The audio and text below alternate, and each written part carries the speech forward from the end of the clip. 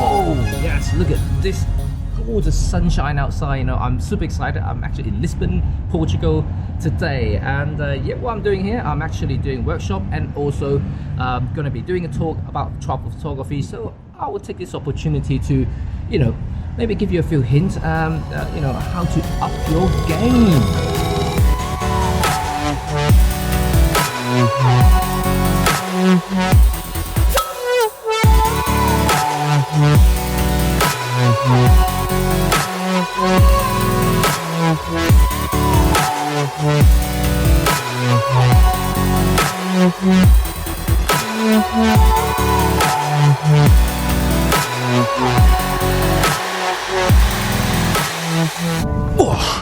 Okay, I've made it to the castle.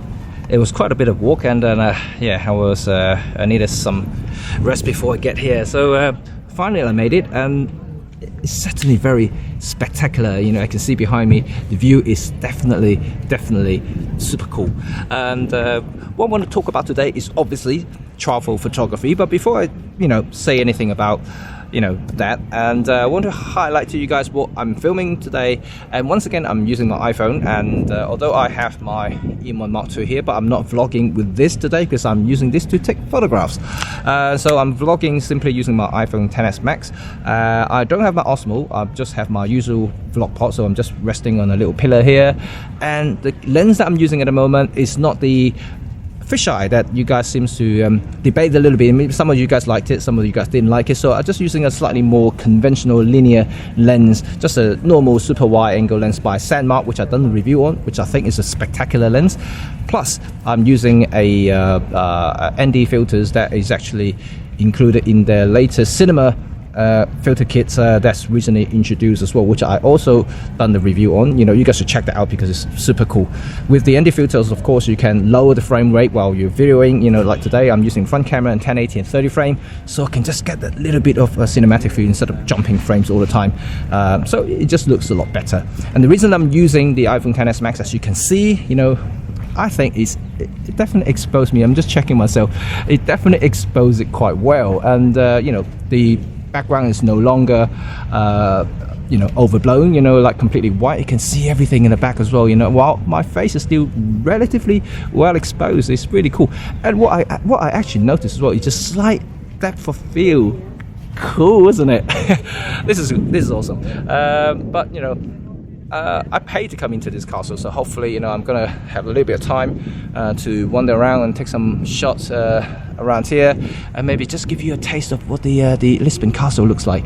I can tell that, you know, that I don't have enough time because at 2 o'clock I'm gonna meet a bunch of photographers, you know, just do a photo walk around Lisbon. So that will be super cool. Hopefully I'll show some pictures later. But you know, let's go back to travel photography, shall we?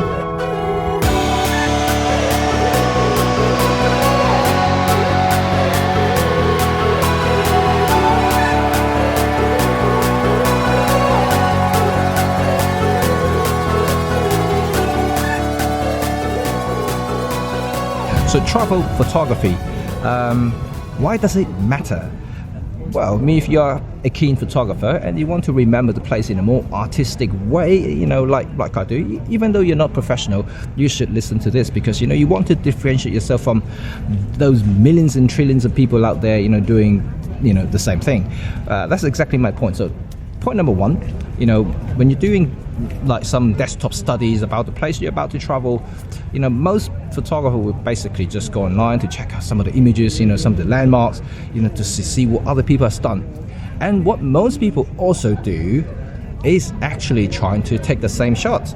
And I don't know why, you know, but tip number one is try not to copy others and just do something else.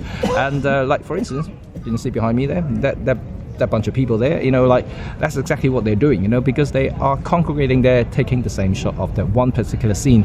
If you want to do the same thing, try maybe just climb up somewhere, like, you know, a little bit higher, maybe behind a tree, just to find a little bit of vantage point, or just different angle, just to, you know, do something different. That will immediately set your picture apart from others, because you can tell, like, if you're here doing, you know, just different thing, so you'll be one out of, I don't know, 40, 50 people out there, they're doing different things. So like you immediately your photo will look different. That's tip number one. And tip number two, this is starting to get a little bit more interesting now, because now I'm talking about composition.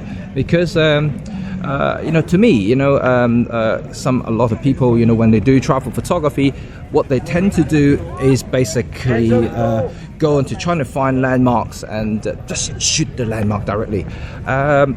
What I tend to do, you know, is to involve some sort of locals or people or culture into the shot itself. So not just simply taking the building itself, but I'm also taking other things involving in the frame, because, you know, ultimately you're going to see the place, and the place not just about buildings and stuff, you know, it's also about people, because that they create the culture as well. So, you know, remember to involve some of them, you know, that immediately make your picture look a little bit better.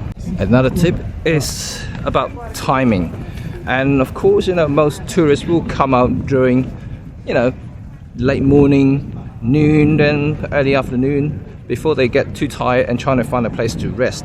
So you should try to find the time when there are less tourists out, either very early in the morning, very late at night, or around about dinner time when everybody's resting, you know, and things like that, because, you know, like you just want to time yourself perfectly. You know, you want to make sure, you know, your shot is, you know, doesn't include too many tourists behind you or around you, because otherwise, you know, you just, you know, so show that your photo is one of those tourist photos, and you want to stand out. So that's why you want to look different.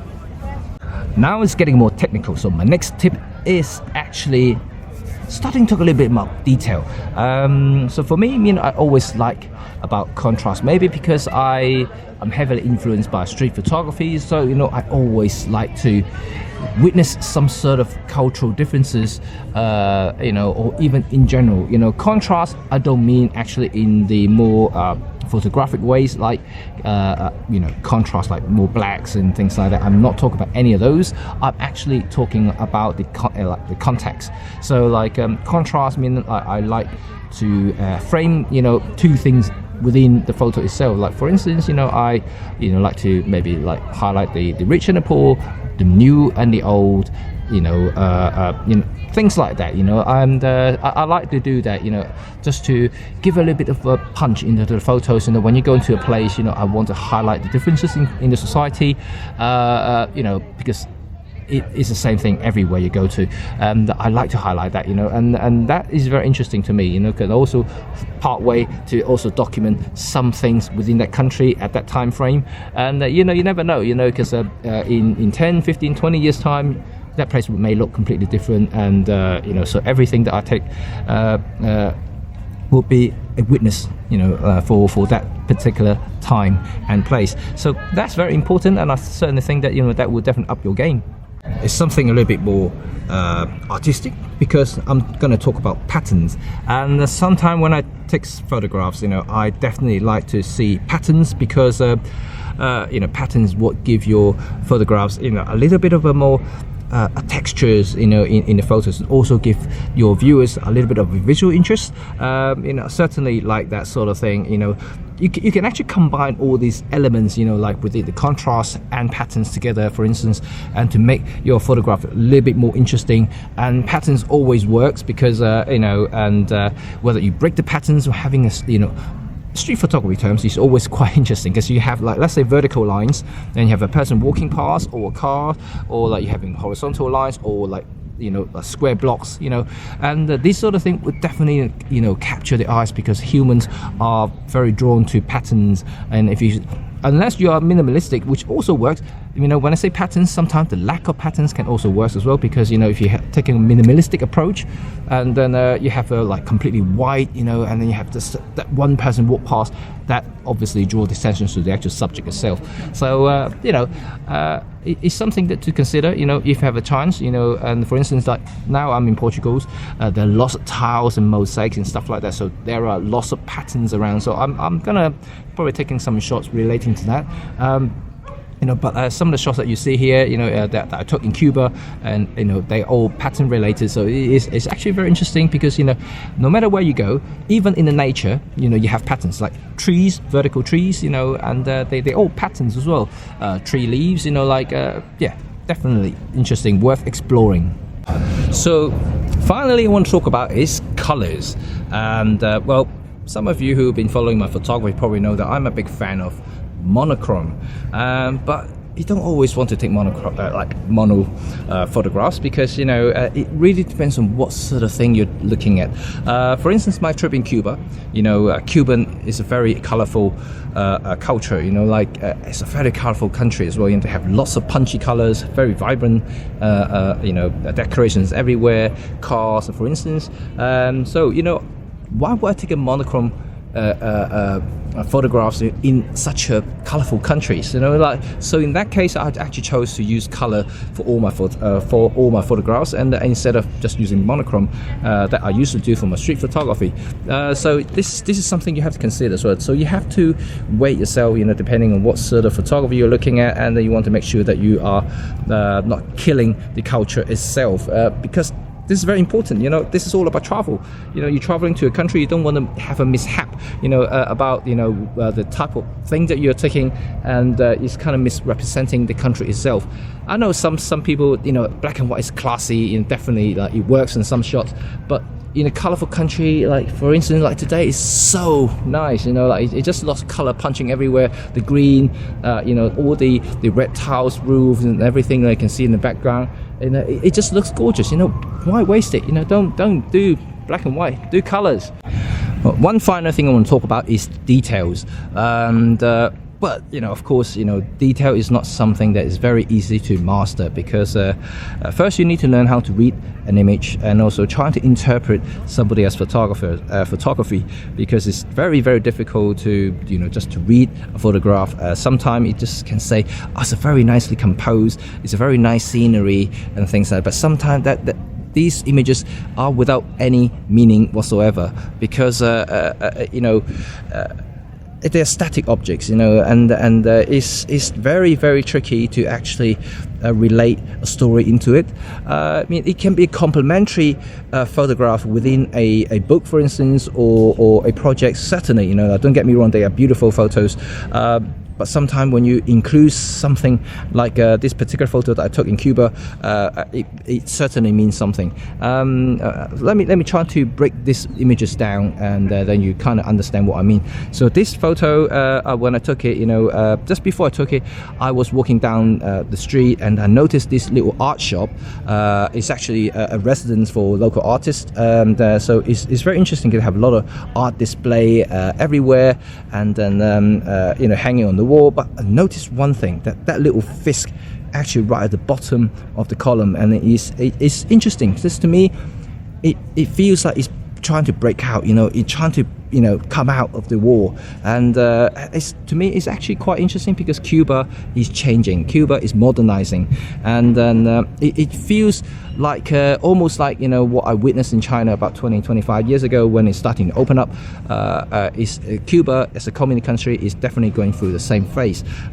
So to me it's a very interesting concept. So I was waited there, I just stood there waiting for something to happen, and because I was still composing my head what I should be doing with the fish, and suddenly a young lady turned up, and of course like a lot of you will be drawn to the lady, like just that sexy looking short skirt, pink top, and it's definitely just draws your eyes to it. But if you're starting to read more closely, I deliberately cut off the head, because I'm not trying to show her, I'm trying to show what she's wearing, what she's using, what she's wearing, and everything like that. Like that mobile phone, the way she dresses, and also the tattoo, these elements are actually symbolizes the modernization process of Cuban life. I think it's very interesting to show that, you know, with that little fish at the corner just breaking out, the overall is telling you that, you know, like Cuba is definitely changing. All the modern people, younger generations in Cuban, they are changing, and they're trying to mimic or copy what you know, what they see in movies, Western movies or music videos, and certainly they are trying to be you know, part of the modern world. Even though in the communist country, sometimes I know for a fact that, you know, it's very difficult.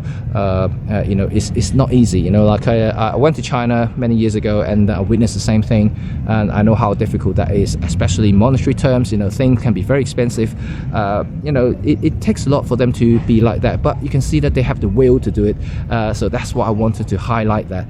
And so the photograph itself is symbolic. You know, is to many people, if they just skim through it, it doesn't mean that it doesn't show a lot. But then if you're trying to read these photographs, then you're starting to understand why I took the shot. But this is also will set your travel photography apart as well. So remember that.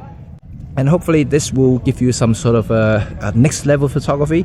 Next time when you go travel, you can start to employ some of these tips. So anyway, I hope you enjoyed this video, and not too boring. And finally, food for thought. I do mean it. And take some photograph of the stuff that you eat. When you travel, you eat as well, don't forget. And then yes, remember, take some, you know, thing that you eat locally, not pizza, burgers, you know. But yeah, well, unless you're traveling to US or Italy, then you take burger and pizzas. But yeah, you know what I mean. Anyway, hope you enjoyed the video, and then I'll see you next time. And I'm gonna give you some more B-rolls, and hopefully I can take some more. I'm gonna meet the photographers in about an hour and a half time, so I have plenty of time to film B-roll. So let's see what I can do. But like I said, I haven't got my gimbal, I don't have a drone. I'm just gonna be taking some ground shots. So let's see what I can do with my iPhone. Cheers!